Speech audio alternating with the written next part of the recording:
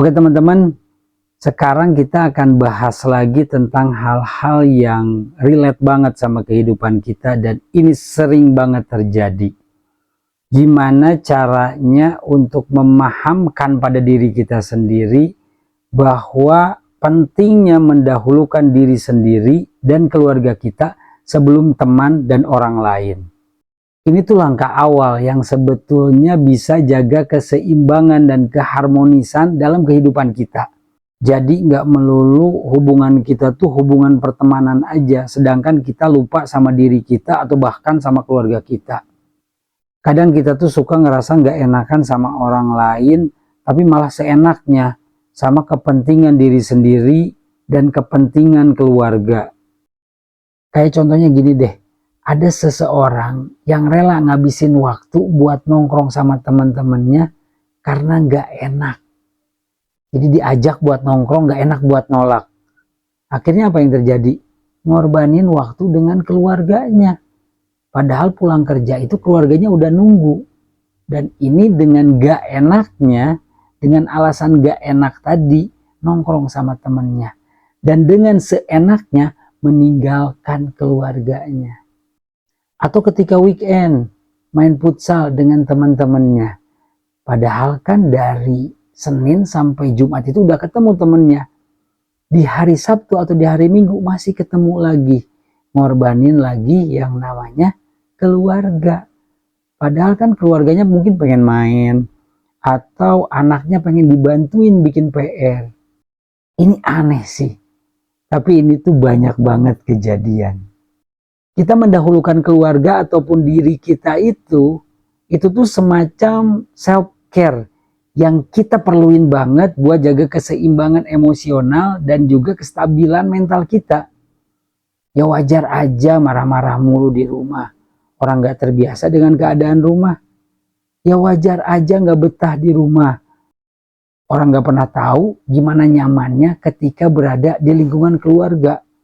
Orang nongkrongnya juga sama teman-temannya mulu. Teman-teman, kalian jangan ragu dan jangan ngerasa terbebani untuk memberikan waktu dan perhatian yang cukup untuk diri sendiri dan juga keluarga. Itu tuh bukan beban, itu tuh kewajiban. Malah kalau kita udah terbiasa, kita akan menikmatinya. Mereka itu yang pantas kamu dahulukan. Ya wajar aja sih buat selalu bisa memenuhi kebutuhan orang lain, memenuhi harapan orang lain. Tapi ya jangan sampai ngelupain bahwa diri kamu dan keluarga kamu juga punya hak dan nilai yang sama, bahkan lebih besar daripada teman-teman kamu. Jadi pemahamannya gini, dengan mendahulukan diri kamu sendiri dan juga keluarga, sebetulnya kamu itu lagi ngebangun pondasi yang kuat untuk memberikan dukungan yang lebih baik nantinya untuk orang-orang sekitar, untuk teman-teman kamu. Jadi awalnya kuatin dulu pondasinya dengan cara memberikan hak apa yang kamu mau dan juga kebutuhan yang dibutuhkan oleh keluarga kamu. Kalau udah kuat itu semua, baru deh bangun untuk orang lain. Pokoknya mulai sekarang jadi orang jangan gak enakan, yang akhirnya malah ngorbanin diri kamu sendiri. Jadi people pleaser ataupun jadi orang yang selalu bikin orang lain bahagia itu gak terlalu baik sebetulnya. Khususnya buat mental kamu. Karena kalau terus-terusan kamu seperti itu, malah jadi kamu ngerasa kebahagiaan orang lain itu jadi tanggung jawab kamu. Yang ujungnya malah kamu sendiri nantinya yang gak bahagia. Oke lah kalau misalnya kamu ngelakuin hal itu memang kamu seneng. Misalnya kamu seneng nongkrong atau kamu seneng main futsal. Tapi ingat, kewajiban kamu sama keluarga kamu udah kamu tunain belum? Itu kalau kamu suka. Kalau kamu gak suka dan kamu lakukan terus-menerus, itu namanya kamu berkorban buat orang lain, ngorbanin diri kamu sendiri. Nah yang jadi pertanyaan adalah, gimana dong supaya kita bisa gak enakan gitu? Rasa gak enakan atau sikap gak enakan itu hilang dari diri kita. Caranya banyak ini. Tapi bener gak kamu mau berubah? Yakinin dulu sama diri kamu bahwa kamu emang bener-bener mau berubah. Dan ini buat kemaslahatan kamu dan juga keluarga kamu. Sebetulnya caranya mudah dan ada beberapa step yang harus kamu lalui. Yang pertama itu kamu harus tegas. Dan ini adalah hal dasar yang benar-benar harus kamu lakuin. Kalau kamu pengen ngilangin sikap gak enakan kamu itu, kamu harus berani berkata tidak untuk setiap hal yang gak mau kamu lakuin.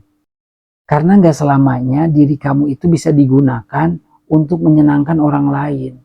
Karena kamu juga patut menyenangkan diri kamu sendiri. Mungkin awalnya kamu bakalan ngerasa bersalah karena gak bisa nurutin apa yang orang lain mau. Tapi ingat, ini demi kebaikan diri kamu sendiri juga. Yang kedua, tanamkan dalam hati kamu bahwa kamu itu bukan superhero dan memiliki keterbatasan yang gak bisa menyenangkan semua orang. Malahan kadang ketika kamu menyenangkan satu orang, pasti ada orang lain yang gak seneng dengan perilaku kamu. Jadi buat apa kita mencoba memuaskan semua orang, padahal kita gak punya kemampuan untuk itu. Lagi pula ketika kamu terus-terusan pengen bikin orang lain seneng, pengen memuaskan mereka, khawatirnya kamu bakal kehilangan diri kamu sendiri. Dan bahkan kamu juga kehilangan kebahagiaan kamu. Dan ketika kamu mulai bisa menanamkan dalam hati bahwa kamu gak bisa menyenangkan semua orang, itu tuh bukan menunjukkan bahwa kamu itu egois. Itu menunjukkan bahwa kamu juga punya prioritas lain. Kemudian yang ketiga, pasti akan ada yang ngerasa sakit hati ketika kamu menolak permintaan mereka. Karena kan biasanya kamu mengikuti apa kata mereka, kamu nurut apa yang mereka mau. Jika hal itu terjadi, persiapkan penjelasan untuk hal tersebut. Jelasin aja apa yang sebenarnya kamu mau, agar mereka itu bisa menghargai apapun yang menjadi keputusan kamu. Kalau mereka paham, pasti ngerti. Yang keempat, hilangkan perasaan bahwa kebahagiaan orang lain itu jadi tanggung jawab kamu. Bukan tanggung jawab kamu itu, hilangkan. Karena gak ada yang harus bertanggung jawab atas kebahagiaan seseorang kecuali orang tersebut.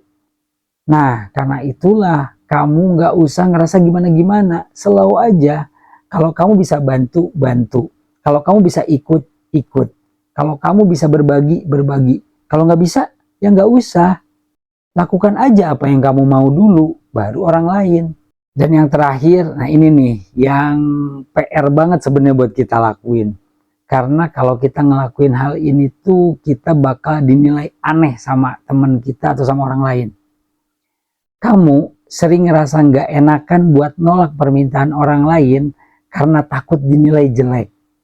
Karena takut dijauhi, karena takut nggak ditemenin lagi. Kamu nggak usah takut sama hal kayak gitu. Karena pada akhirnya waktu itu akan menjawab siapa orang yang benar-benar tulus jadi teman kamu. Karena siapa tahu selama ini mereka itu mau berteman sama kamu karena kamu itu gampang disuruh-suruh dan mau nurutin apa mau mereka. Ya sekali-kali tolaklah kalau kamu gak mau dan lihat reaksinya. Masih mau temenan sama kamu atau enggak? Kalau enggak, berarti mereka tuh gak tulus. Kamu cuma dimanfaatin doang.